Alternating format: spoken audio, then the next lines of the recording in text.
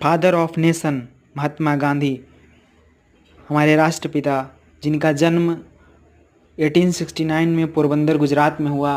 पिताजी वकील थे, माता भी पढ़ी लिखी थी। अच्छे संस्कार बचपन से ही मिले। बड़े होकर हाई स्कूल और मैट्रिक की परीक्षा पास करने के बाद लंदन गए बैरिस्टरी की पढ़ाई करने के लिए। वहाँ से पढ़ाई करके गांधी वापस आते हैं तो हालांकि उनका नाम गांधी तब नहीं था, उनका नाम मोहनदास करमचंद गांधी था। उसके बाद उनकी वकीली अच्छी चल नहीं रही थी तो एक बार हुआ कि गुजरात के एक व्यापारी थे जिनका दक्षिण अफ्रीका में कुछ मुकदमा था, तो वो वहाँ मुकदमा लड़ने के लिए चले गए। तो फिर वहीं गांधी जी रहे। वहाँ पर उन्होंने देखा कि कितना भेदभाव होता है नस्ल भेद के आधार पर। एक बार गांधी ट्रेन पे बैठे थे तो उनको एक अंग्रेज़ ने, एक श्वेत ने उनका सामान फेंक दिया। गांधी जी ने तभी से प्रण लिया कि इस नस्लभेद के खिलाफ उनको लड़ाई लड़नी है। गांधी लियो टॉल्स्टॉय से बहुत प्रभावित रहे। वहाँ पर अफ्रीका में ही, साउथ अफ्रीका में ही उन्होंने फिनिक्स आश्रम, लियो टॉल्स्टॉय फर्म जैसे संगठनों का सृजन किया और गांधी आंदोलन करते रहे। गांधी को भारत में आने का मौका 1915 में मिला।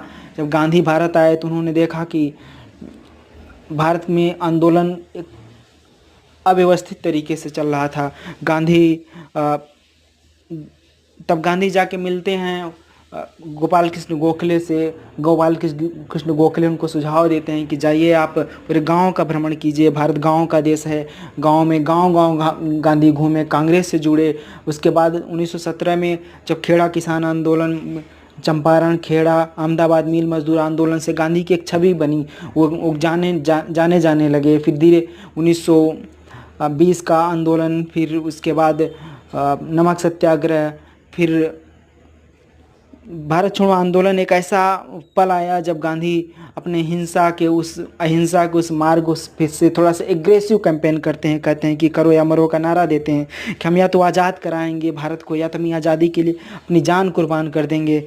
गांधी उस व्यक्ति का नाम है जो बहुत विशाल हृदय का व्यक्ति है, जिसके पास हिंसा, जो ब्रिटेन जैसी सत्ता को, ब्रिटिशों को अहिंसा के माध्यम से हरा देता है।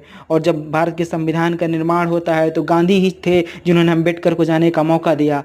गांधी ही थे जो किसी पद की लालसा से अलग, जब भारत में हिंसा हो रही थी, विभाजन था, तब गांधी दिल्ली से दूर नोआखली में सबको शांति, अहिंसा, मानवता का संदेश दे रहे थे।